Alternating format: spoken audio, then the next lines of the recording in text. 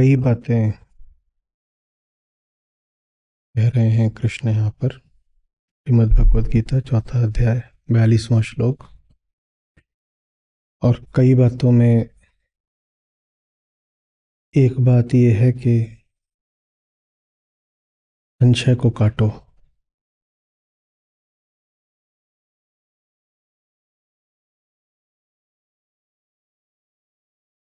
और रोचक बात यह है कि जब कई बातें होती हैं तो संशय हो जाता है। हुँ? कई बातें कह रहे हैं कृष्ण। कई बातों में एक बात है कि संशय को काटो। लेकिन अगर संशय को काटने के लिए भी कई बातें कही जाएंगी तो संशय हो जाएगा। तो जो धर्म का क्षेत्र है वो जाने अनजाने इस तरह के संशयों का भी बहुत शिकार हुआ है। कैसे संशय? कि संशय को काटने के लिए बहुत सारी बातें कहती गई। उन बहुत सारी बातों से ही संशय हो गया। बहुत सारी बातें कह क्यों दी गई? क्योंकि संशय को काटना बहुत ज़रूरी था। क्योंकि संशय को काटने के बाद जो शेष रहता है वो प्यारा इतना होता है कि आप संशय को काटने के लिए हर दिशा से प्रयत्न करते हो। कुछ बात इधर से कहते हो, कुछ उधर से कहते हो, कुछ कहीं से, कुछ कहीं से।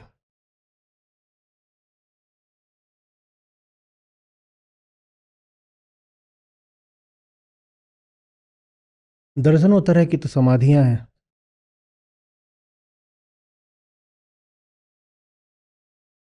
नए पुराने मिला करके 50 से ज्यादा प्रकार के योग हो रहे हैं। और ऐसा नहीं कि समाधि की या योग की, ज्ञान के भी बहुत प्रकार हो गए। प्रेम के न जाने कितने प्रकार के उल्लेखों का उल्लेख आ जाता है आध्यात्मिक साहित्य में। और ऐसा नहीं कि वो सब बातें इसलिए कही गई ताकि आप उलझ जाएं और आपको संशय हो जाए। उन सब बातों का कहा जाना वैसा ही है कि कोई वैश्विक महामारी हो तो उससे निपटने के लिए छोटे बड़े सब देश, सब प्रयोगशालाएं, सब प्रांत, सब शहर अपने अपने स्तर पर प्रयोग कर रहे हो।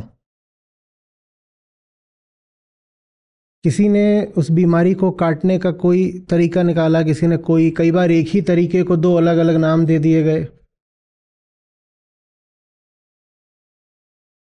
क्योंकि वो महामारी है ना और वैश्विक है। सबको लगती है और बहुत मारती है। वैश्विक महामारी सबको लगती है और बहुत मारती है। जैसे अभी कोविड की महामारी आई थी, दुनिया के कितने ही देशों में उस पर प्रयोग हुए। सब अपने अपने तल पर काट निकालने में लगे हुए थे क्योंकि सब प्रभावित थे, संक्रमित थे और बहुत पीड़ा होती थी। वही बात जो अंदरूनी बीमारी है अज्ञान की, उस पर भी लागू होती है। सबको प्रभावित भी करती है और पीड़ा बहुत देती है। तो सब लोग अलग अलग तरीकों से लगे हुए हैं उसका उपचार, निदान, समाधान खोजने में। और कोविड के साथ तो ये था कि जो हुआ वो इतिहास के लगभग बस एक क्षण में हुआ। 1 2 3 साल इतिहास की धारा में पलक झपकने जैसे होते हैं। हुँ? लेकिन जो भीतरी बीमारी है वो तो सदा से चली आ रही है।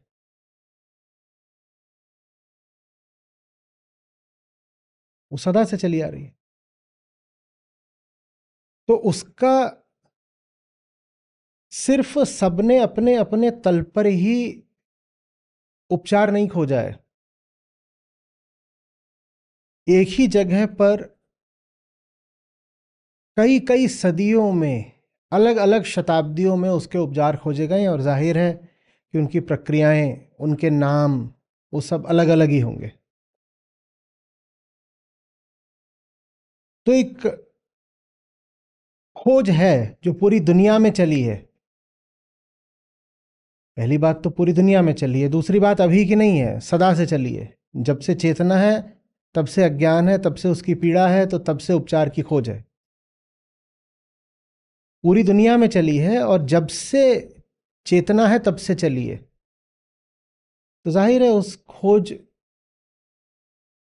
के बहुत सारे परिणाम, बहुत तरह के उपचार, प्रक्रियाएं, विधियां सामने आए होंगे। उनका सामने आना ही अपने आप में संशय पैदा कर देता है।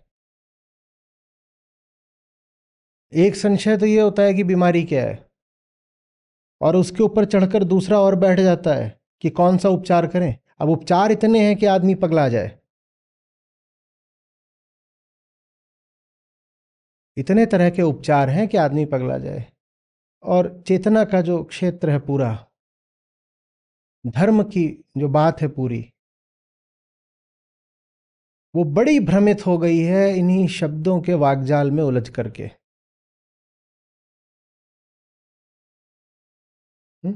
आज का श्लोक बड़ा सुंदर उदाहरण प्रस्तुत करता है। श्री कृष्ण कह रहे हैं, देखिए कितनी बातें कह रहे हैं। कह रहे हैं अज्ञान से, और अज्ञान में भी उन्होंने क्या करा, स्पष्ट ही कर दिया है। कौन सा अज्ञान है? आत्म अज्ञान है।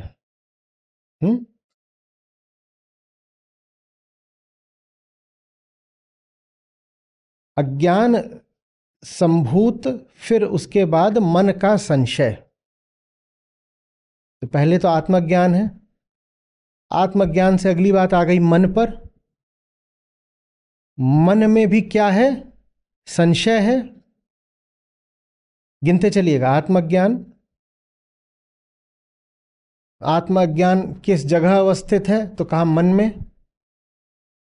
मन में वो क्या रूप लेता है? संशय का रूप लेता है। आत्मज्ञान, मन, संशय। फिर क्या करना है? ज्ञान की तलवार से उसको काटना है। ये चौथी बात हो गई। ज्ञान आ गया चौथी बात में। पांचवी बात क्या हो गई? कि योग में तुम स्थित हो जाओ। तिष्ठ, बैठना, आतिष्ठ। योग में स्थित हो जाए, पांचवी बात। और ये सब कुछ कुल एक श्लोक के भीतर चल रहा है। ये पांचवी बात हो गई कि योग में स्थापित हो जाओ। और फिर अभी कहा था तिष्ठ, अब कह रहे हैं उत्तिष्ठ। उत्तिष्ठ एक तरह से तिष्ठ का विपरीत होता है। तिष्ठ माने, उत्तिष्ठ माने खड़े हो जाना। फिर कह रहे हैं कि अब तुम खड़े हो जाओ। ये छठी बात हो गई एक श्लोक के अंदर। अब ये बातें ही इतनी होती हैं कि अगर सावधान न रहे व्यक्ति, तो इन बातों में ही उसे संशय हो जाएगा।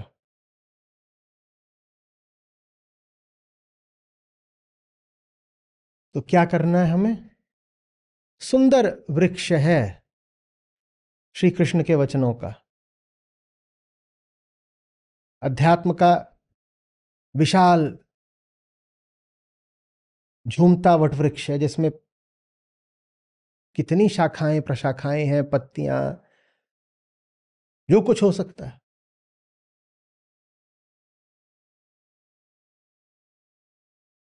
हमें उसकी जड़ तक जाना है। और जड़ क्या है?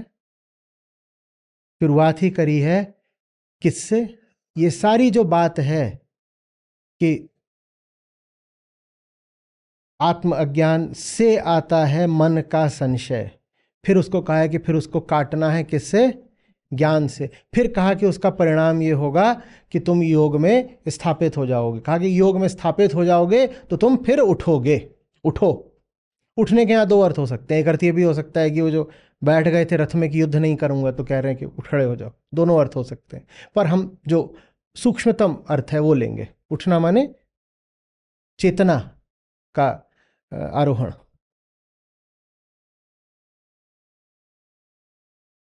तो इन सारी बातों के मूल में क्या बात है? सब कुछ शुरू किससे हो रहा है? आत्मज्ञान से। आत्मज्ञान से सब शुरू हो रहा है, ठीक है ना? आत्म अज्ञान को ही हटाना है ज्ञान से। बाकी सब बातें पारिधिक हैं, बाकी सब बातें अलंकरण जैसी हैं, बाकी सब बातें और ज्यादा स्पष्ट करके समझाने के लिए हैं। मूल बात बस इतनी ही है, और जो मूल बात है वो पिछले श्लोक में भी थी। मूल बात है, क्योंकि वो मूल है इसीलिए हर श्लोक में होगी। मूल बात है आत्म अज्ञान को अज्ञान से हटाना। और अब हम करेंगे एक छोटा सा प्रयोग। अब हम देखेंगे कि अगर मूल बात से चूक जाए तो इस श्लोक में ही कितनी अलग अलग दिशाओं में बिखरा जा सकता है। मन कितनी ही दिशाओं में विचलन ले सकता है। विक्षेप शब्द याद है? कब बात करी थी? तो कितने तरह के विक्षेप लिए जा सकते हैं मात्र इसी एक श्लोक में। और गीता का हमने तो जितना विक्षिप्त अर्थ करा हुआ है उसकी कोई सीमा नहीं है। आप किस दृष्टिकोण से आ रहे हैं, आप किस बिंदु से आ रहे हैं, उस पर निर्भर करते हुए आप यहां से ही न जाने कितने अर्थ निकाल सकते हैं। और जो मूल बात है उसको भूल सकते हैं। मूल बात यह है कि सारा जो खेल है दुख का, बंधन का, मोह का, वो शुरू होता है आत्म अज्ञान से। उस बात को भूलकर कितनी ही अन्य दिशाओं में आदमी छिटक सकता है, विक्षिप्त हो सकता है। विक्षेप माने क्या होता है? विचलन, भटकाव, हट जाना, हिल जाना, भटक जाना, उसको ही कहते हैं विक्षेप। तो विक्षेप की पूरी संभावना है यहां पर। कोई आकर कह सकता है कि ये जो पूरा श्लोक है ये योग के बारे में है, योग के बारे में। और कौन सा योग कहेगा? ये जो हठ योग है उसके समर्थन में ही तो पूरा श्लोक है। ये देखो ना, इसमें योग की बात हो रही है। कोई आके कह सकता है कि इसमें श्री कृष्ण अर्जुन से कह रहे हैं कि अगर तुम सचमुच क्षत्रिय हो तो तलवार उठाओ ना, देखो ना इसमें असी की बात हुई है, यानी ज्ञान की तलवार। तो इसमें श्री कृष्ण अर्जुन को समझाना चाह रहे हैं कि ज्ञान भी पर्याप्त नहीं होता बिना तलवार के। तो तुम्हारे पास अगर ज्ञान है तो ज्ञान को तलवार बन जाने दो। तो ये जो वास्तव में है इसलिए है ताकि कुछ रक्तपात हो सके, कौरवों का सर कट सके। देखिए क्या होता है कि जब आप मेरे सामने हैं तो मैं जो बात कह रहा हूं वो इतनी साफ लगती है, इतनी प्रत्यक्ष, इतनी प्रकट लगती है, इतनी अकाट्य लगती है, क्योंकि एक तरह का फील्ड बन गया है कि आपको लगता है कि हाँ जो बात कही जा रही हो तो बिल्कुल सीधी है, और सीधी है तो हमें समझ में आई गई। जो बात वक्ता कह रहा है वो बात हमारी भी है, हमारे भीतर कोई विरोध नहीं, हम एकमत हैं, ऐसा लगता है। लेकिन ऐसा है नहीं। ये लगभग वैसी सी बात है कि गणित का कोई सवाल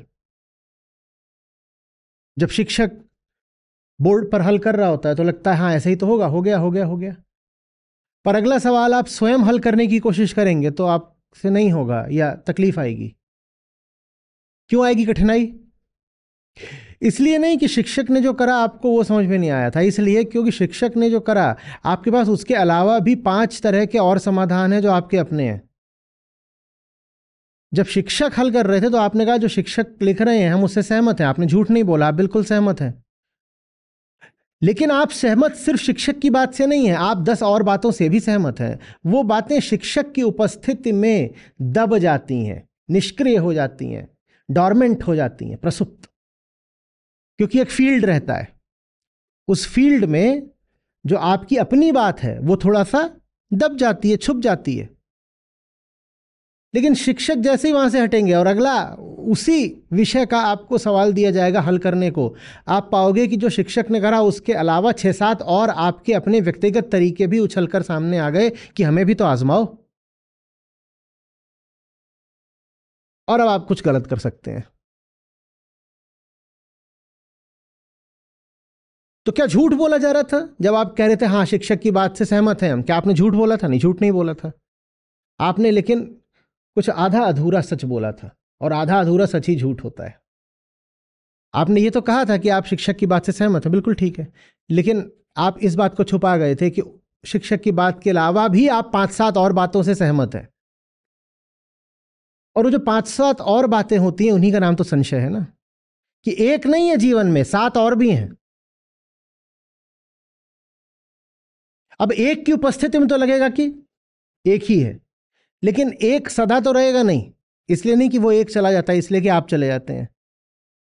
एक सदा तो रहेगा नहीं। जब उस नहीं रहेगा तो 5-7 जो हैं बाकी, आपके सब रिश्तेदार, मेहमान, दोस्त यार, पुराना प्यार, वो सब दोबारा कूद आएंगे और वो आपको कहेंगे अरे वो ठीक था, पर हमें भी तो आजमाओ। चलो वो ठीक है, पर थोड़ा बहुत तो हम सही है ना, या तूने हमें बिल्कुल ही दुत्कार दिया, हम क्या किसी हक के नहीं है? तो आप कहेंगे नहीं, हक तो तुम्हारा भी बनता है। और जैसे ही आप वहां हक देंगे, मामला अटक जाएगा। यही संशय है। संशय का अर्थ ये नहीं होता कि आपके मन में कृष्ण राम के लिए सम्मान नहीं है। संशय का अर्थ ये होता है कि कृष्ण राम के लिए तो सम्मान है, 7 और भी हैं जिनके लिए आप फंसोगे। और ये संशय का सिर्फ पहला तल है कि राम और कृष्ण के अलावा 7 और के लिए सम्मान है। आज के श्लोक में संशय का दूसरा तल भी प्रकट हो रहा है कि जब कृष्ण भी बात कुछ कह रहे हैं, तो उनकी भी बात के मूल के अलावा 5 और चीजों के लिए भी सम्मान है। इसी श्लोक में एक मूल बात है। मूल बात क्या है? आत्मज्ञान को हटाना है। उस मूल बात के अलावा कितनी और बातें निकली थी? 5 और बातें निकली थी। वो भी संशय है।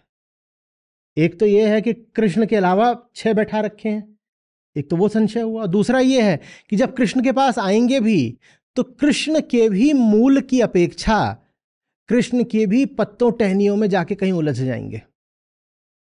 और ये वाला संशय ज्यादा घातक है, इससे मुक्त होना ज्यादा मुश्किल है, क्योंकि यहां जो पत्ते टहनी है वो भी किसके हैं?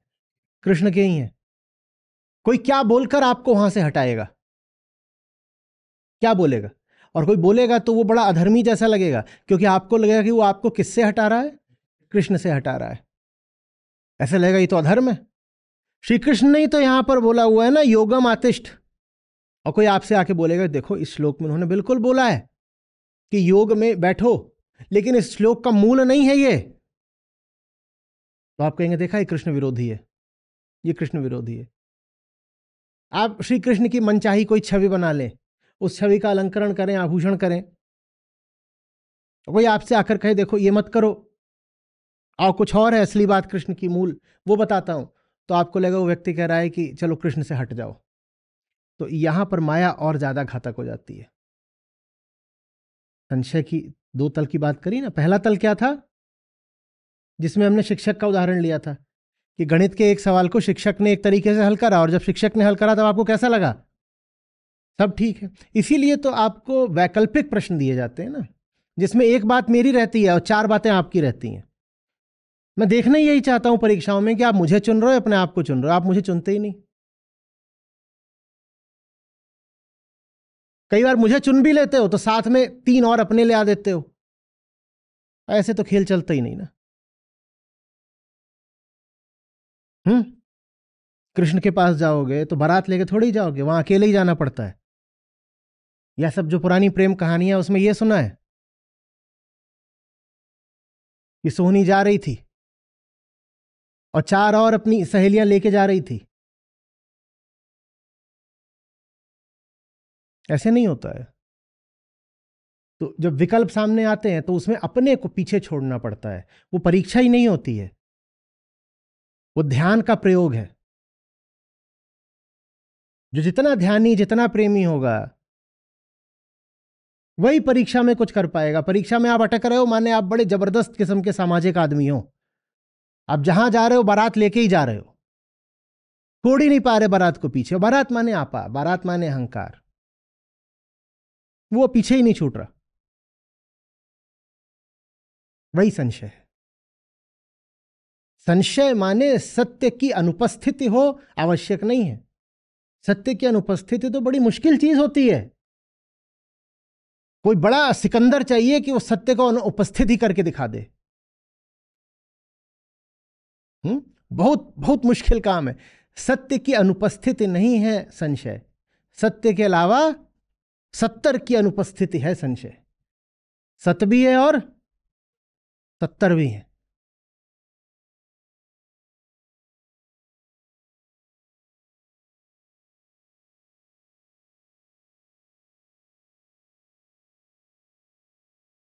वो हुआ सूक्ष्म संशय, स्थूल संशय।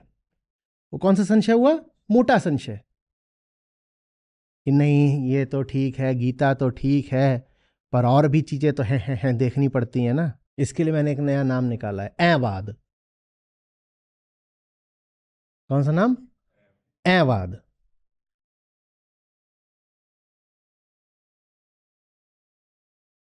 नहीं, बात तो आपकी बिल्कुल ठीक है, लेकिन बात तो बिल्कुल ठीक है, लेकिन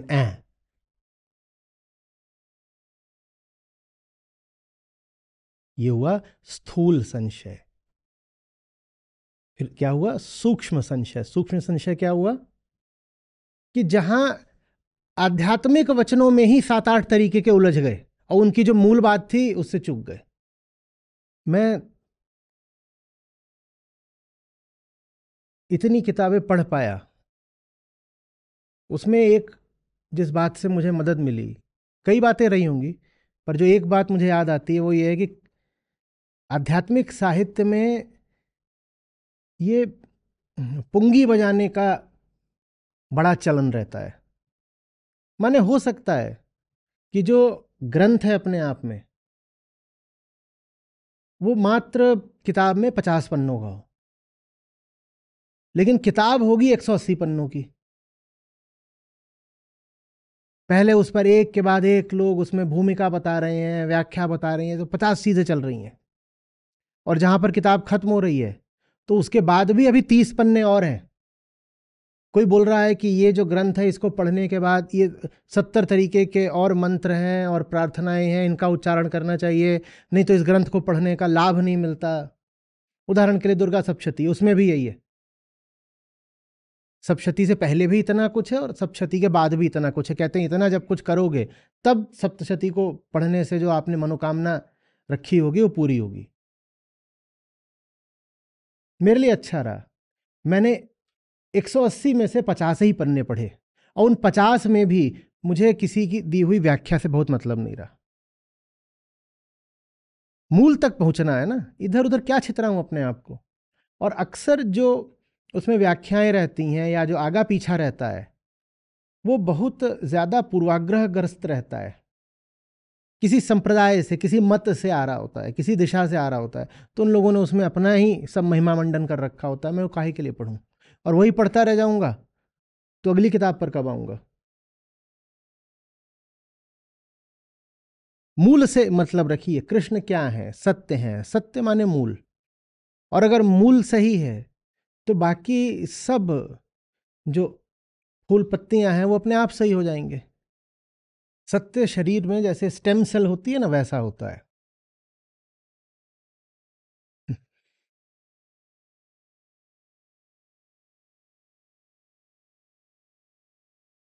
शरीर में तरह तरह की कोशिकाएं होती हैं ना, लेकिन आपकी नाक की जो कोशिका है वो आपके बाल की कोशिका नहीं बन पाएगी। लेकिन एक कोशिका ऐसी होती है शरीर में जो सारी कोशिकाएं बन सकती है। वो पहली कोशिका होती है जो जो मां के गर्भ में होती है, वो पहली। आपकी जितनी भी कोशिकाएं हैं वो सब उसी से निकली हैं। वास्तव असली मां वही है, द फर्स्ट सेल। सत्य फर्स्ट सेल होता है। वही लिवर बन जाता है, वही किडनी बन जाता है, वही नाक बन जाता है, वही सब बन जाता है। वही आदमी बन जाता है, वही औरत बन जाता है, वही आंख बन जाता है, जीभ बन जाता है, खाल बन जाता है। बताओ, सब वही बन जाएगा। वो एक चीज है अगर आपके पास, तो फिर बाकी सब चीजें बन जाएंगी। इसीलिए स्टेम सेल का इतना महत्व होता है। अब आजकल बच्चे पैदा होते हैं तो उनकी स्टेम सेल वगैरह रख लेते हैं, इसीलिए क्योंकि वो एक चीज ऐसी है, वो पकड़ ली तो सब हो जाएगा। एक साधे सब सधे। और उसकी जगह ऐसा नहीं, आप किसी का अगर स्किन सेल ले लेंगे तो ऐसा नहीं है कि आप उससे पूरा इंसान पैदा कर सकते हैं। कर सकते हैं, लेकिन मुश्किल आएगी। उसके भी तरीके हैं अब, लेकिन वो उतना मजेदार काम नहीं है।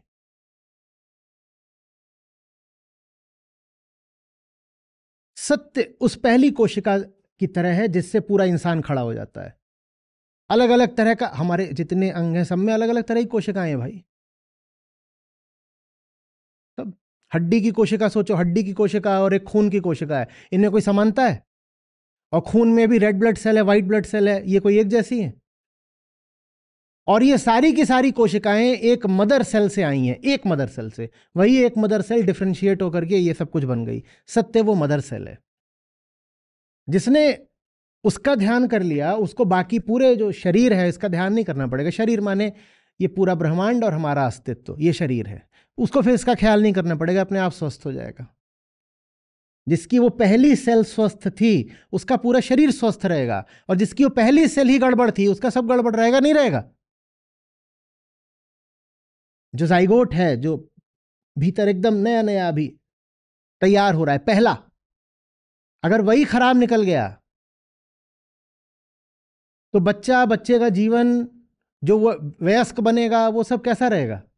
कोई कोई संभावना ही नहीं है, खत्म है, वो बेकार है। सत्य वो चीज है। बाकी सब क्या है? बाकी सब ऐसा है कि हाथ है, पांव है, उनका अपना महत्व तो है, पर हाथ पांव सब ठीक हो जाते हैं यदि वो पहली चीज ठीक हो। जिस बच्चे की वो पहली सेल ठीक है उसके हाथ पांव सब ठीक हो जाएंगे ना। और जिसकी पहली सेल ठीक नहीं है उसका क्या ठीक होगा? तो पहली सेल ठीक रखिए।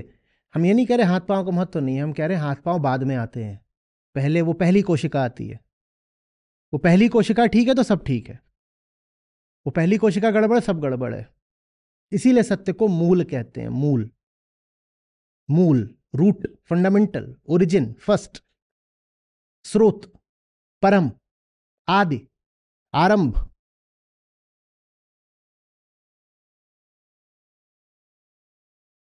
उसका जिसने ख्याल कर लिया उसकी आगे की झंझट बहुत कम हो जाती है। और जिसने उसका ख्याल नहीं करा, सोचिए कि वो जो फर्स्ट सेल है उसका आपने कुछ ख्याल करा नहीं, अब बच्चा पैदा हुआ, अब उसके हाथ की मालिश कर रहे हैं, कुछ होगा बहुत उससे? अब क्या होगा? अब हाथ की मालिश करके क्या होगा? सोचो हाथ में और उस सेल में कितना अंतर है। हाथ कट जाए, नया हाथ आएगा। और हाथ आपका लिवर खराब हो गया है, हाथ का टुकड़ा लेके लिवर में लगा सकते हैं क्या? लेकिन वो जो फर्स्ट सेल है वो सब कुछ बन जाती है, सब कुछ बन जाती है। वो निर्गुण जैसी है, वो सब कुछ बन जाती है। उसका ख्याल करना होता है। जिसने उसका ख्याल नहीं करा वही हो गया फिर संशय आत्मा। वो 50 और चीजों में लगा हुआ है, सत्य का ख्याल करा नहीं है, कृष्ण के मर्म से मतलब नहीं है। गीता को कह रहा है कि बिल्कुल सोने के सिंहासन पर रखूंगा,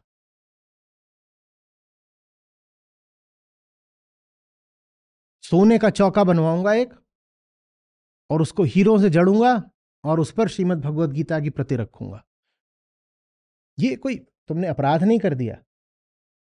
ये बात अगर विशुद्ध प्रेम में हो तो समझ में भी आती है, पर गीता के मर्म से यदि मतलब नहीं, गीता को कभी समझा नहीं, और फिर तुम गीता को स्वर्ण जड़ित रत्न जड़ित जगह पर रखो तो उससे क्या मिल जाएगा?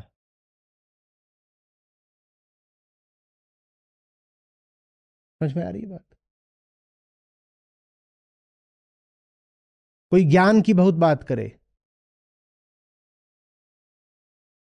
और अज्ञान काटा नहीं तो क्या मिल जाएगा? क्योंकि ज्ञान तो आंतरिक अर्थों में कुछ होता ही नहीं है। अपने अज्ञान को जानना ही ज्ञान है, और तो कोई ज्ञान होता नहीं।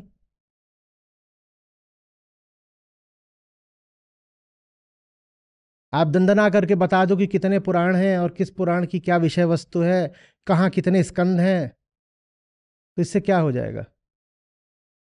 आप एक के बाद एक श्लोक सुना दो, ये सब ज्ञान की श्रेणी में आता ही नहीं है।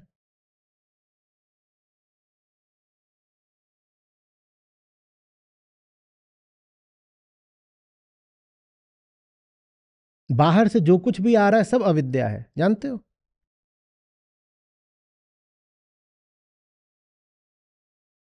बड़े से बड़े विद्वान के वचन भी आपके लिए तो अविद्या ही हैं, क्योंकि वो बाहर से आ रहे हैं। ऊंची से ऊंची बात भी अगर अभी किसी और की है तो वो अविद्या है।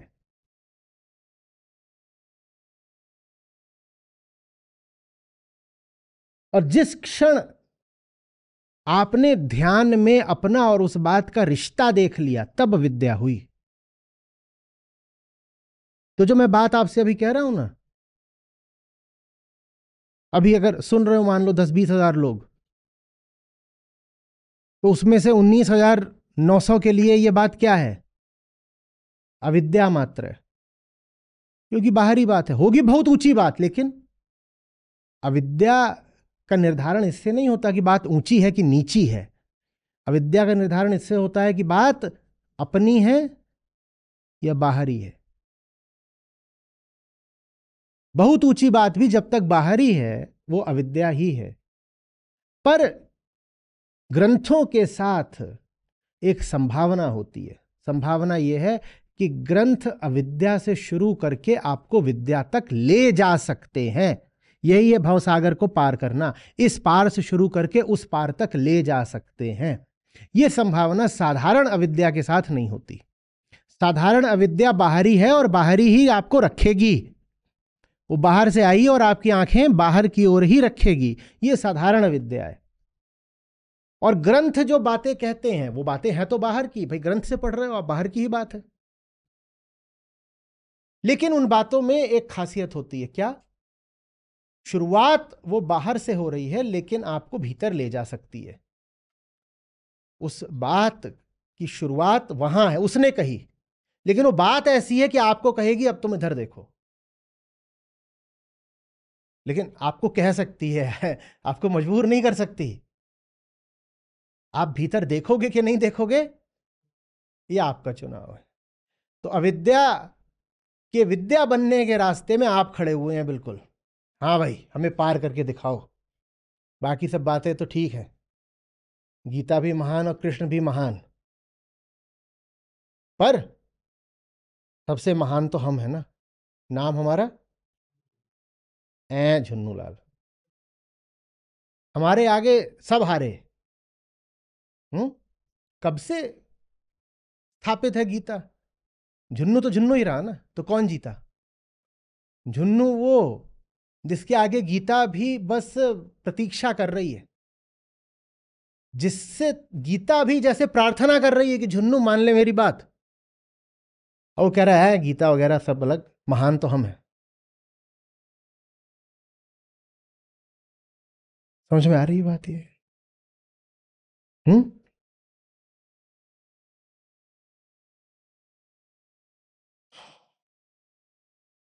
मूल पर जाना है, मूल पर।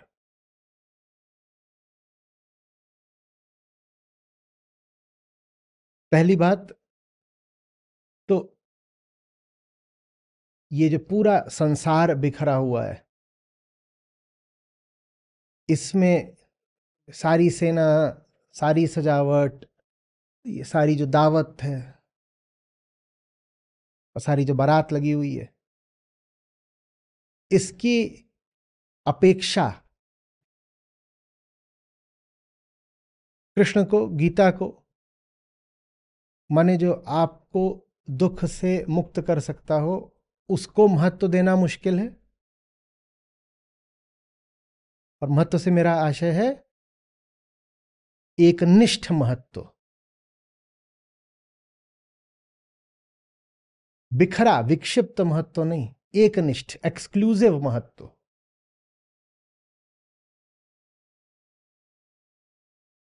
और इस नाते वो शिक्षक वाला उदाहरण कि शिक्षक ने जो विधि बताई वो तो ठीक है। इतने दुस्साहसी हम नहीं है कि कहते हैं कि शिक्षक गलत है। हम कभी ये नहीं कहते शिक्षक गलत है, हम कहते हैं शिक्षक तो सही है, पर हमारा भी तो कुछ ख्याल करो ना। नहीं, हम भी तो कुछ हैं, थोड़ा बहुत, excuse me, little bit adjust please. भारतीय रेलवे की आदत पड़ गई है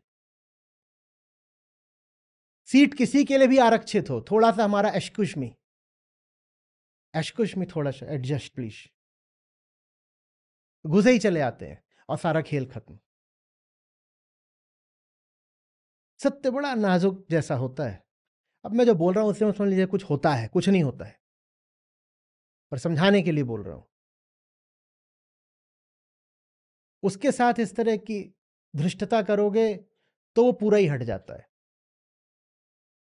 उसको आप जरा सा हटाओगे तो वो पूरा ही हट जाएगा। या तो उसको पूरी जगह दो और उससे इतनी सी भी जगह लोगे तो पूरा ही हट जाएगा। और आप कहोगे हमने क्या किया, he is just being finicky. हमने 99 तो उसको ही दिया था, हम थोड़ा सा आशकुश में, लिटिल बिट।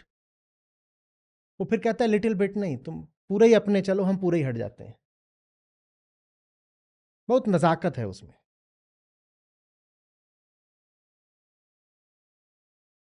रहेगा तो पूरा रहेगा, नहीं तो अर्ध सत्य जैसा कुछ नहीं होता, थोड़ा थोड़ा। और वही अर्ध सत्य है, वो उम्मीद, वो आशा जिसको तलाशती है माया। कहती है नहीं आप अपना रखिए, थोड़ा सा तो हमारा छोड़ दीजिए ना, थोड़ा सा, बाकी तो हम पूरी बात आपकी मानेंगे, थोड़ा तो हमारा चलने दीजिए ना। ये जो थोड़ा है यही तुम्हें खा जाता है।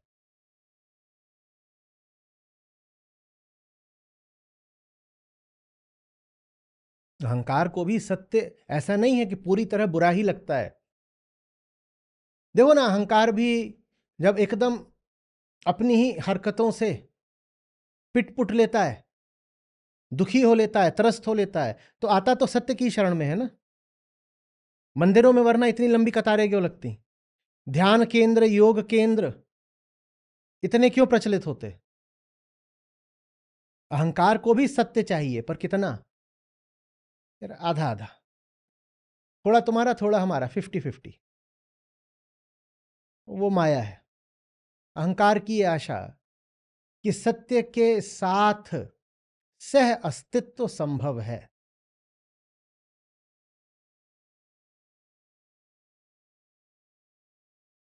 सत्य बहुत काम का होता है अहंकार के भी। जब अहंकार पिट लेता है तो राहत किससे मिलती है, फिर आ जाता है, कहता है भजन सुना दो,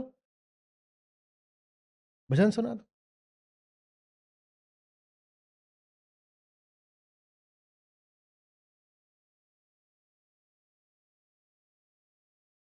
कोई गीता के सत्र ना सुन रहा हो, एक ही संभावना है, उसका सब अच्छा चल रहा है। और जब बहुत अच्छा चलने लगेगा तो वो अगले महीने रजिस्टर भी नहीं करेगा।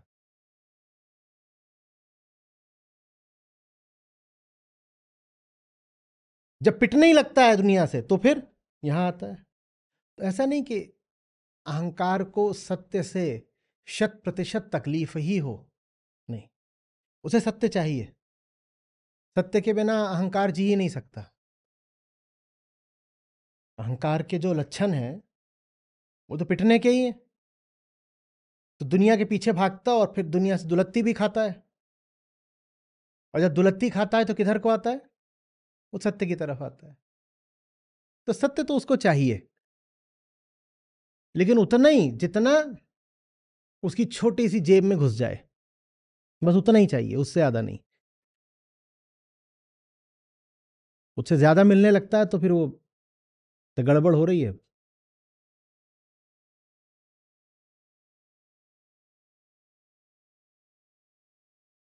आ रही है बात।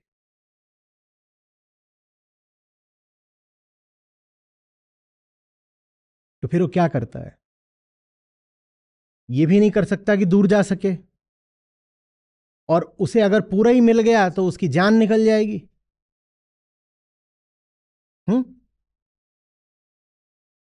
लोगों के गले दबते होंगे तो कोई कैसी कैसी आवाज निकालता होगा। अहंकार का गला दबता है तो बस एक ही आवाज आती है, क्या, ए। तो दूर जा नहीं सकते, क्योंकि दूर जाएगा तो दुनिया के पीछे जाएगा तो बहुत दुलत्ती खाएगा। तो फिर लौट लौट के देखते नहीं, सेल्फ हेल्प कितना बिकता है। ये क्या है, एक विकृत कोशिश ही है किसी तरह से सत्य की जूठन चाटने की। हम्म। और जितने विकृत रूप हैं धर्म के, ये क्यों प्रचलित हैं, ये भी एक तरह की कोशिश है सत्य का किसी प्रकार का सानिध्य पाने की। असली नहीं तो नकली ही सही, लेकिन आवश्यकता तो उसकी है। वो बिल्कुल ना हो तो अहंकार की हालत खराब हो जाती है, और पूरा मिल जाए तो ऐ हो जाता है। तो करें क्या? एकदम ना मिले तो दुनिया से दुलत्ती खाता है, और पूरा मिल जाए तो ऐ हो जाता है। तो फिर वो क्या करता है? वो ये करता है कि रहे भी ताकि हमें ये कहने को हो कि है, और ऐसे रखें कि उससे नुकसान भी ना हो। अहंकार के देखे तो सत्य नुकसान की ही चीज है ना, और ऐसे रखो कि नुकसान भी ना हो। तो फिर वो सत्य की परिधि पर जो कुछ होता है वो उसको चूमना चाटना शुरू कर देता है, कि जैसे कोई मंदिर की दीवारों को चाट रहा हो, कि जैसे कोई श्लोक के मर्म को छोड़ करके शब्दों को रट रहा हो, कि जैसे श्लोक में जब 6 बातें कही गई हों तो मूल को छोड़कर बाकी 5 पर ध्यान दिया जा रहा हो, कि जैसे सोचा जा रहा हो कि सब श्लोकों में अलग अलग बातें हैं और अलग अलग बातों का जो एक साझा मूल है उसकी उपेक्षा की जा रही हो। ये सब मात्र असावधानी या दुर्घटनावश नहीं होता, ये हमारी चाल होती है कि हम ये कह भी दें कि हम सत्य के पास हैं, और सत्य के पास आने पर जो नुकसान होता है, माने जो कीमत चुकानी पड़ती है, वो कीमत भी ना चुकानी पड़े। हमने पढ़ी है गीता, और गीता का कोई ऐसा श्लोक और उसका कुछ ऐसा अर्थ उठा लाएंगे कि आप चौंक जाएंगे। आप कहेंगे इस आदमी को पूरी गीता में ये बात मिली और उसका उसने ये अर्थ निकाला। वो निकाल सकता है। अब वो अपने आप को गीता का प्रेमी भी बोल सकता है, गीता विज्ञ भी बोल सकता है, और गीता की जो कीमत चुकानी चाहिए थी वो भी नहीं चुकानी पड़ी, है ना बढ़िया सौदा। यही संशय है। संशय कोई दुर्घटना नहीं होती, संशय एक चालाकी होती है।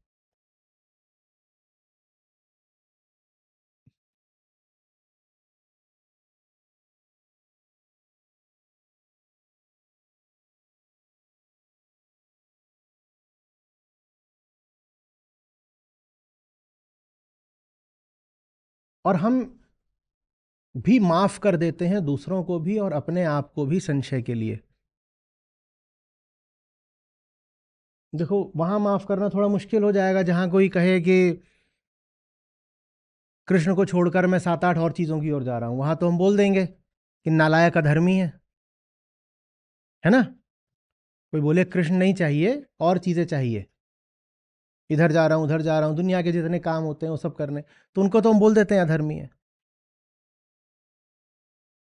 वो अधर्मी तो पता नहीं कितना है, पर थोड़ा मासूम है। उसको ऐसा लग रहा था कि उसे कृष्ण नहीं चाहिए, तो उसने साफ बोल दिया कि नहीं चाहिए। उसने बोल दिया मैं जा रहा हूं फिल्म देखने, मुझे नहीं गीता सत्र करना, मैं जा रहा हूं फिल्म देखने। उसने बोल दिया। ज्यादा गड़बड़ वो आदमी है जो बैठकर सुन भी रहा है और इस तरीके से सुन रहा है कि कुछ सुनाई ना पड़े। अब ये अपने आप को प्रमाणित करेगा कि वो जो पिक्चर देखने गया है ना, मैं उससे श्रेष्ठ हूं। अब मुझे हक मिल गया, वो पिक्चर देख के आए, मैं लानतें भेजूंगा उस पर। कलयुगी राक्षस, असुर, दानव, भ्रष्ट, दुष्ट, मूर्ख, तू चलचित्र देखकर आ रहा है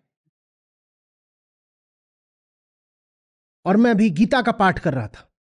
तो एक तो इसको ये मिल गया जबरदस्त अधिकार, और दूसरा गीता का प्रेमी होने की जो कीमत चुकानी पड़ती है वो इसने चुकाई नहीं।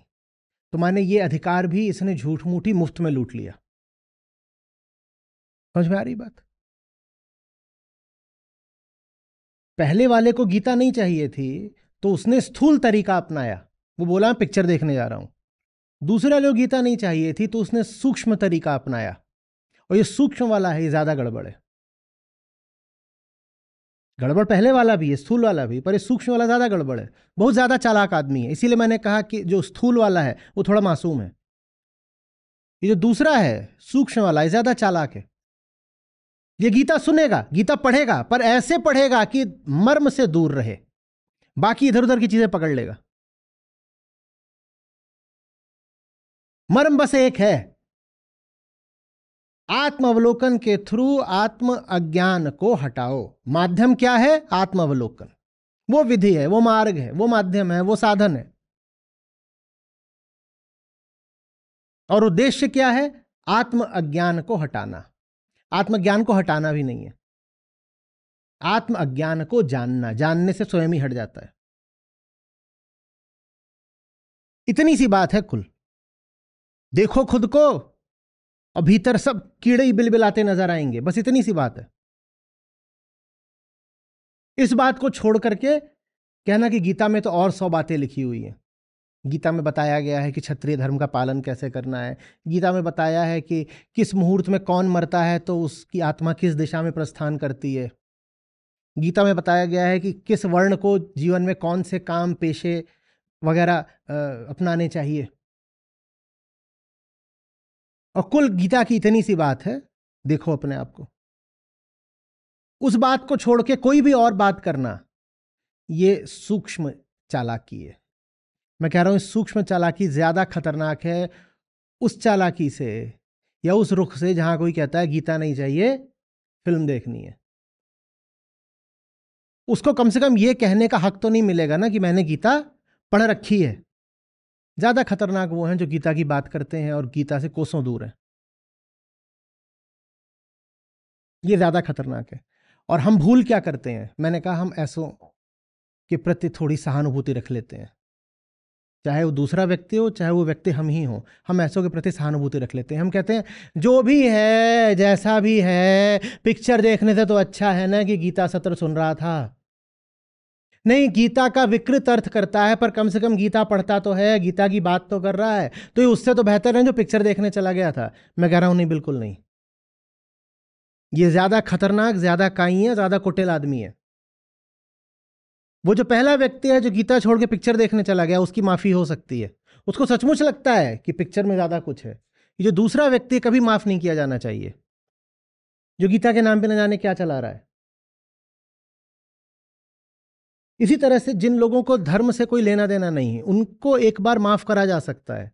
पर जो लोग धर्म के क्षेत्र में घुसे हुए हैं और धर्म के नाम पर न जाने कौन सी गंदगी फैला रहे हैं, इनको माफ नहीं किया जाना चाहिए। पर हमें यह लगता है कि है तो ये भी धर्म के ही ना, थोड़ा भटक गए हैं, थोड़ा बहक गए हैं, थोड़ा जोश में, थोड़ा तैश में आ गए होंगे, कुछ बेहोशी छा गई होगी। पर हैं तो धर्म के ही लोग ना। नहीं, धर्म के लोग नहीं है, ज्यादा गड़बड़ लोग हैं। वो ज्यादा गड़बड़ आदमी कहां मिलेगा? सबसे पहले कहां मिलेगा? दर्पण में। हम ऐसे लोगों को बर्दाश्त इसीलिए करते हैं क्योंकि हम भी ऐसे ही हैं। यही संशय है।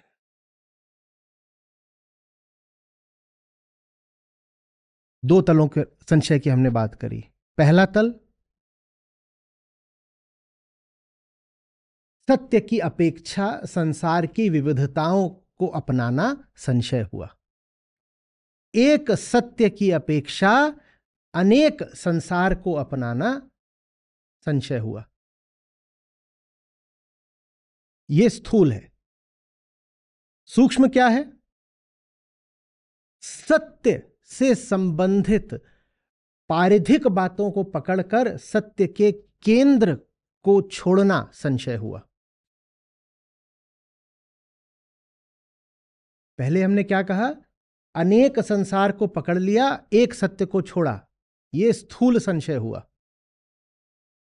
और फिर सत्य की पारिधिक बातों को पकड़ लिया। पारिधिक माने बाहरी, सतही, सुपरफिशियल। सत्य की बाहरी बातों को पकड़ लिया और सत्य के केंद्र को छोड़ दिया, यह सूक्ष्म संशय हुआ।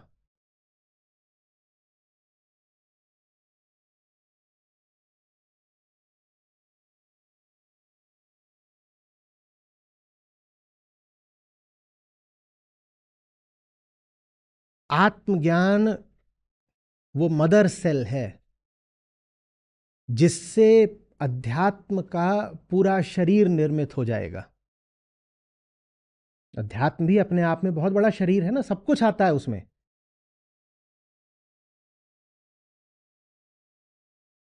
जैन साधकों के पास जाओगे तो वो कभी कहेंगे कि सही से निशाना लगा दो, निर्वाण हो जाएगा। निशाना ऐसा लगाना कि निशानेबाज ना बचे, तो निर्वाण हो जाएगा। कभी कहेंगे चाय ऐसे पियो कि चाय पीने वाला ना बचे, निर्वाण हो जाएगा। कभी कहेंगे ताली ऐसे बजाओ कि एक हाथ से ही बज जाए, निर्वाण हो जाएगा। एक तरफ ऐसा अध्यात्म है। सूफियों की तरफ जाओगे वो कहेंगे ऐसे मगन होकर गोल गोल घूमो कि जैसे पृथ्वी गोल गोल घूम रही है, कोई घुमाने वाला नहीं है, बस गोल गोल घूम रही है, वैसे तुम भी बस गोल गोल घूमने वाले बच्चों, कोई घुमाने वाला नहीं, तुम मुक्त हो गए। प्रेमियों के पास जाओगे, वो कहेंगे ऐसा भजन करो, ऐसा भजन करो कि भजन बस शेष रहे, भजने वाला नहीं, तुम मुक्त हो गए। ज्ञानियों के पास जाओगे, वो कहेंगे जब ज्ञानी मिट गया तो समझो कुछ ज्ञान हुआ। ज्ञानी जब तक है तब तक कहीं कोई ज्ञान नहीं है। समझ में आ रही बात? कोई कहेगा हमें एकांत में बैठना है, कोई कहेगा नहीं सामूहिक कीर्तन होना चाहिए। ये सब अध्यात्म का शरीर है। जैसे शरीर में सब कुछ अलग अलग होता है ना, बताओ हाथ में और नाक में क्या समानता है? कोई समानता नहीं, तो बाहरी चीजें फिर भी। आंत में और दांत में क्या समानता है? किसी का आंत निकाल के दांत में लगा दें, दांत निकाल के आंत में लगा दें, तो बचेगा क्या? कितनी भिन्नता। वैसे ही अध्यात्म का शरीर है, इसमें सब अलग अलग हैं चीजें और उनमें बड़ी भिन्नता है। पर हमें शरीर से क्या मतलब? जो मूल बात है वो क्या है? वो जो स्रोत कोशिका है, वो जो पहली कोशिका है, उसका क्या नाम है? आत्मज्ञान। वो आत्मज्ञान है तो भजन सार्थक है, वो आत्मज्ञान है तो ध्यान सार्थक है, वो आत्मज्ञान है तो प्रेम सार्थक है, वो आत्मज्ञान है तो सब कुछ सार्थक है। वो आत्मज्ञान नहीं है तो अध्यात्म का पूरा शरीर निर्जीव है। हमने कहा ना, आत्मज्ञान वो है जो अध्यात्म की सभी विधियों की प्राण प्रतिष्ठा करता है। आत्मज्ञान नहीं है तो सब विधियां मुर्दा हैं, पूरा शरीर निर्जीव है। प्राण नहीं है तो बताओ शरीर में जीवन कहां है कहीं? तो आत्मज्ञान प्राण जैसा है शरीर में। प्राण नहीं तो ऐसे कहोगे नाक में प्राण है अभी, वैसे तो मर चुके हैं लेकिन कान फड़फड़ा रहे हैं, ऐसा हो सकता है? हो सकता है। तो आत्मज्ञान नहीं है तो आपको जो विधि लगानी हो आप लगाइए। तमाम तरह की विधियां, कुछ विधियां हैं जिनमें सफाई का बड़ा महत्व है, और कुछ ऐसे हैं जो शमशान में जाके बैठ जाते हैं। सब अलग अलग तरीके की बातें हैं। ठीक वैसे ही जैसे शरीर में कुछ अंग ऐसे हैं जो एकदम साफ रहते हैं, क्या बात है, माथा, और कुछ ऐसे हैं जो गंदे ही गंदे, पर है वो सब शरीर का मामला, सब शरीर ही शरीर है। वैसे ही कोई शमशान वाला है और कोई स्वच्छ जगह वाला है, कोई कुछ कर रहा है। कुछ कहते हैं बिल्कुल एकदम शाम ढले सो जाओ, और कुछ कहते हैं रात्रि जागरण होगा तभी मजा आएगा। ये सब शरीर की बातें हैं। पूरा शरीर अनुप्राणित हो जाएगा अगर आत्मज्ञान है। आत्मज्ञान है तो जैसे शरीर में अनंत कोशिकाएं होती हैं ना, वैसी अनंत विधियां निकल आएंगी। ये भी नहीं कि 20, 40, 10 दर्जन, 200 इतनी विधियां हो सकती हैं। आत्मज्ञान है तो प्रतिपल एक नई विधि स्वतः स्फूर्त खड़ी हो जाएगी। आत्मज्ञान नहीं है तो फिर कहते रहो कि फलाना ग्रंथ है उसमें ध्यान की 112 विधियां बताई गई हैं। 112 बहुत छोटा आंकड़ा है। जीवन में कितने पल होते हैं? हर पल एक नया प्रश्न होता है जो एक नया उत्तर मांगता है, हर उत्तर एक नई विधि होगा। वो विधि कहां से लाओगे? वो विधि तभी आ सकती है जब प्राण है। आत्मज्ञान ही प्राण है। वो है तो सब विधियों में जीवन आ जाएगा। नहीं तो ऐसे ही यांत्रिक तरीके से विधि लगाते रहो, ऐसे चेष्टा करो, फलानी किताब पढ़ो, उससे कुछ होना नहीं है। न जाने कितने ज्ञानी घूम रहे हैं जिन्हें आत्मज्ञान नहीं है, तो क्या हो जाएगा? ज्ञान मार्ग कुछ नहीं होता। ज्ञान मार्ग कुछ नहीं होता। ज्ञानियों से ज्यादा स्वयं को लेके भ्रम में शायद ही कोई होता हो, क्योंकि ज्ञानियों को लगता है हमने पढ़ ली 70 किताबें तो काम हो गया। 70 किताबें, सब किताब में जो लिखा है अविद्या है। ऊंची से ऊंची किताब में जो लिखा है वो भी अविद्या है। अविद्या को विद्या तो आत्मज्ञान बनाता है। हाँ, किताब में जो लिखा है वो बात बहुत ऊंची है, पर बात ऊंची होगी तुम्हारे लिए तो तब ऊंची बनेगी ना जब उस बात का तुमसे रिश्ता बने। और रिश्ता तभी बन सकता है जब तुम स्वयं को जानते हो। वो आत्मज्ञान है, स्वयं को जानना।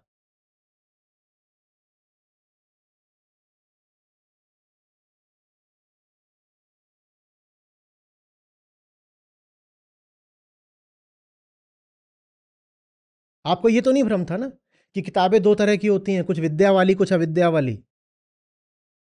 ऐसा तो था कि जो विज्ञान की किताब है, विज्ञान माने साइंस, वो अविद्या की किताब है।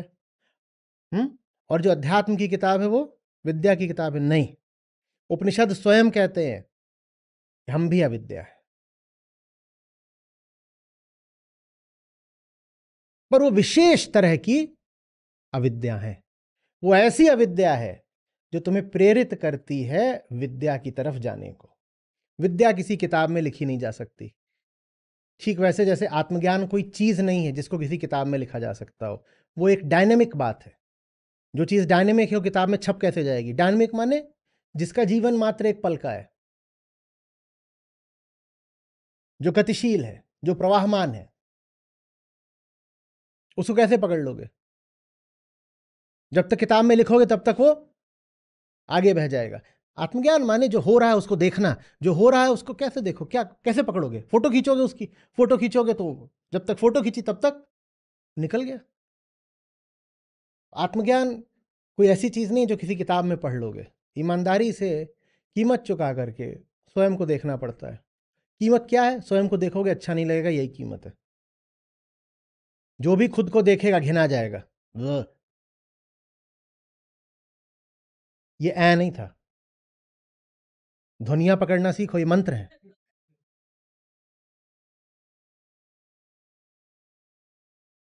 ये क्या था?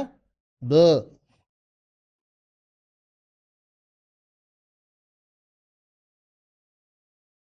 हम अपने आप को मानते हैं कि वे साफ स्वच्छ निर्मल हैं एकदम, और खुद को देखोगे तो अच्छा तो नहीं लगेगा। ठीक वैसे जैसे कि कई बार सुबह सुबह घिन आती है कि सपने में क्या देख रहे थे, और जो तुम देख रहे थे किसी ने और तो दिखाया नहीं, कहां से निकला? हाँ,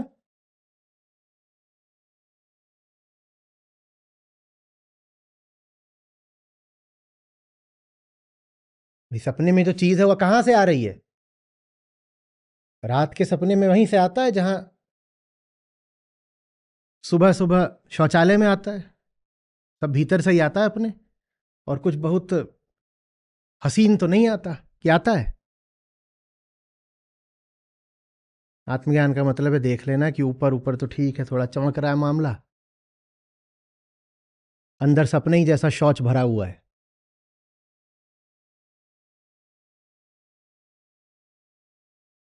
हुँ?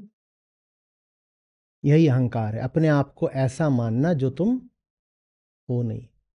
हम अपने आप को जो भी मानते हैं, हम उससे बहुत ज्यादा सड़े गलीच जाहिल ही हैं।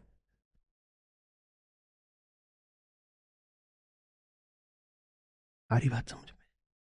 और ये मानना अच्छा नहीं लगता। अध्यात्म का क्षेत्र इसलिए नहीं है कि तुमको सुगंधित और सुशोभित करके कह दे कि तुम महान दिव्य पवित्र पावन आत्मा हो। ये अध्यात्म का काम नहीं, हमने यही बना दिया है। आध्यात्मिक आदमी को बिल्कुल यही है। सबसे पहले तो जो आध्यात्मिक हो जाता है उसको जी बोलना शुरू कर देते हैं। फलाने जी, रे काहे का जी, जिसको दे हर सब जी है।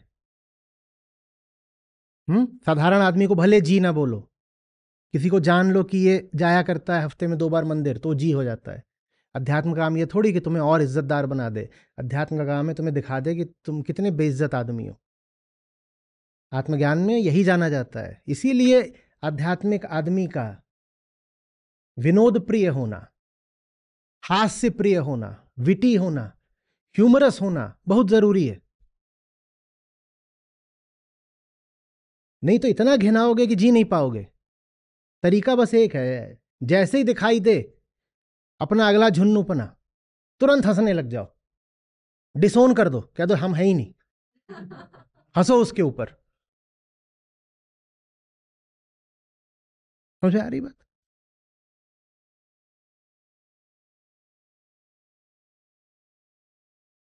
वो लोग कहते हैं ओ यू आर ग्लोरियस, तुम बोलो नो आई एम हिलेरियस। वो ग्लोरी ग्लोरी से नीचे नहीं उतर रही, इसकी ग्लोरी उसकी ग्लोरी, काहे की ग्लोरी? हम्म। आत्मज्ञान माने अपने आप को हिलेरियस, हिलेरियस माने हास्यास्पद, अपने आप को हास्यास्पद जान लेना। मुझ पर सिर्फ हंसा जा सकता है। और जो अहर्निश स्वयं पे हंसना शुरू कर दे, लगभग समझ लो मुक्त ही हो गया। यही जो हंसी है, अपनी मूर्खता पर भी, अपने दुख पर भी, यही आनंद कहलाती है।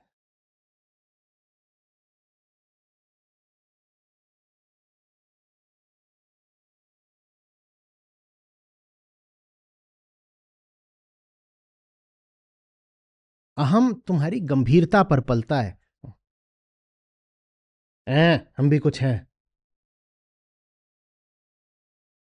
ठीक है ना? और हैं कैसे तुकांत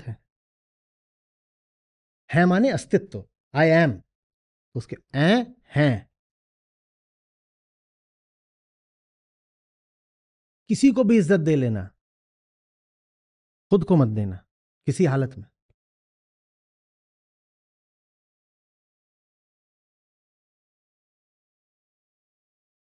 और लोक संस्कृति ऐसी है कि उसने जुमला उछाल रखा है स्वाभिमान, स्व अभिमान।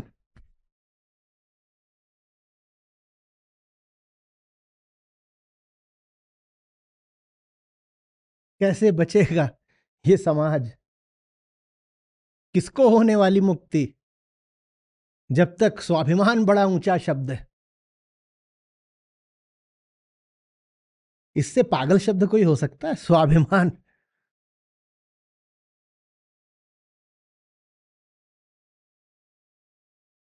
हम्म।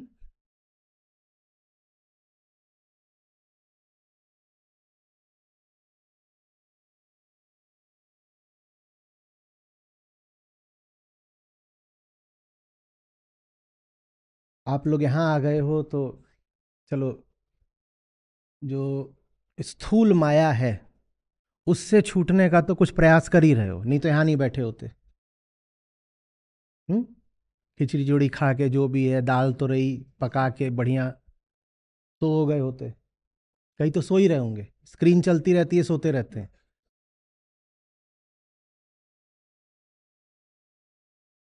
तो स्थूल माया से तो कुछ बचे हो। आप सब फंसे फंसे हुए हो सूक्ष्म माया में। सूक्ष्म माया क्या होती है? कि बहुत कुछ सोच लेना कि है अध्यात्म में, बहुत कुछ नहीं है। अगर बहुत कुछ है तो संशय है, बहुत कुछ नहीं है, सिर्फ मैं हूं, मैं हूं, मैं हूं। मैं के अलावा अध्यात्म में किसी की बात नहीं है, बाकी सब प्रपंच है। भयानक माया है, बहुत बुरा फंसोगे। जो पूर्णिमा की रात को पीपल से गिरता हुआ शहद का बूंद तुम चाटते हो ना, धर्म के नाम पे, कहीं का नहीं छोड़ेगा।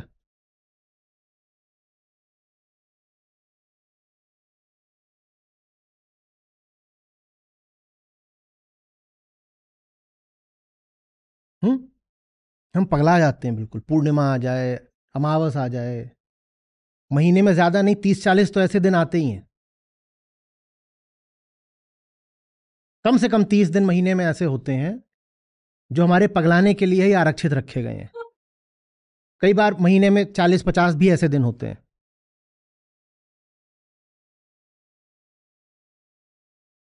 और वो सब क्या कहलाता है? धर्म। अरे दिन और दिन में अंतर होता है क्या पागल? रात और रात में कोई अंतर होता है? किसने तुमसे कह दिया कि सूरज और पृथ्वी ये सब सत्य हैं? दिन माने क्या? एक गोला घूम रहा है, उस गोले पे तुम एक चींटी की तरह कहीं चिपके हो। चींटी तो बहुत बड़ी होती है। धूल के एकदम नैनो पार्टिकल की तरह कहीं चिपके हुए हो। वो गोला घूमते हुए दूसरे गोले के सामने आ गया, तुम कह देते हो दिन हो गया, और तुम कहा अरे कितनी बड़ी बात हो गई, सूर्यदेव उदित हुए हैं। सूर्यदेव क्या उदित हुए? गोला खड़ा हुआ है। इतना क्या पगला रहे हो? और जैसे तुम घूम रहे हो वैसे गोला भी घूम रहा है, और एक दिन वो गोला बुझ जाएगा। क्या सूर्यदेव? ये सब धर्म नहीं होता। हां, पृथ्वी पर तुम्हारा जो शारीरिक जीवन है, उसकी सारी शक्ति, सारी ऊर्जा उसी बड़े गोले से आ रही है। इस नाते तुम्हारे मन में उसके लिए कोई स्थान हो तो अलग बात है, पर कोई पारलौकिक बात नहीं है। सूरज है।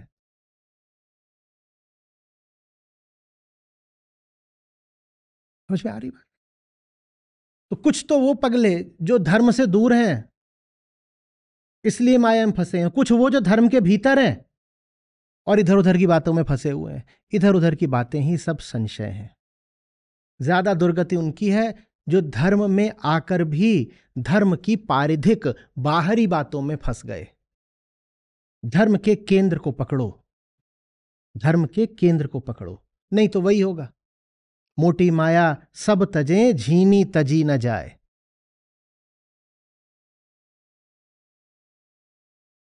पीर पैगंबर औलिया, झीनी सबको खाए।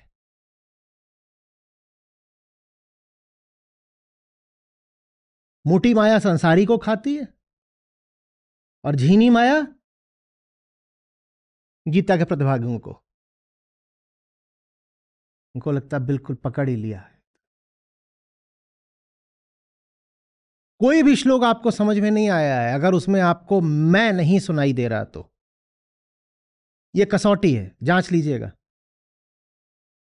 जब तक श्लोक सिर्फ श्री कृष्ण का है, बहुत ऊंचा है पर आपके काम का नहीं है। जिस क्षण उस श्लोक का मैं से रिश्ता बैठ गया, वो श्लोक अब आपके लिए कुछ हुआ। श्लोक में मैं सुनाई दे रहा है कि नहीं सुनाई दे रहा है? और मैं नहीं तो फिर ऐ।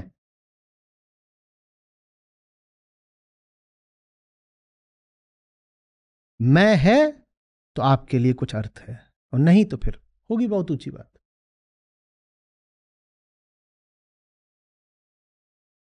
आत्म आत्म आत्म मैं रिश्ता यहां से बैठना चाहिए। कोई बाहरी सिद्धांतों का खेल नहीं है ना अध्यात्म, कि ऐसा हो जाए तो वैसा हो जाता है, फिर ऐसा हो जाए।